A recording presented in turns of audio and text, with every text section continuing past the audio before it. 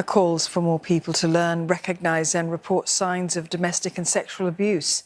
Minister of State for Social and Family Development, Xueling, says it's important to raise awareness. She was responding to questions in Parliament on a recent case of an abused teenager. The girl was assaulted by a man who took her in following trauma that she suffered with her mother's death and father's abuse. The man was assessed to be a suitable caregiver.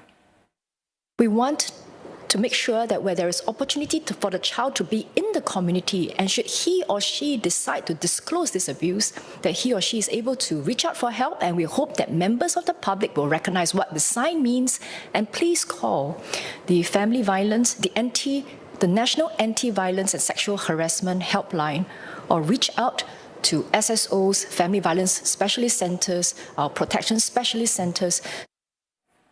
While this case has, in her words, shaken the community, Ms. Sun says that it should not make homes reluctant to work with community partners and volunteers. And many, she adds, do good work.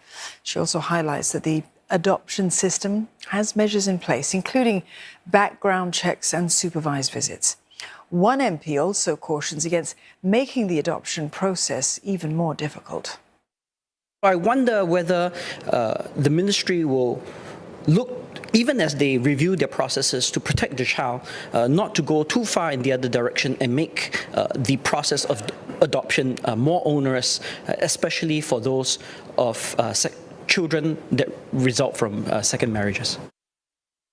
I think we have to probably agree in principle that we have to make sure that the child's interests and the child's welfare and well-being, whether or not a Singaporean child or a foreign child, has to be front and center. And that's why we have all these processes in place to make sure that we have the right prospective adopter, that we are able to assess and screen the prospective adopter to make sure that they are that they have the basic requirements and have the best situation to be able to care for such a child.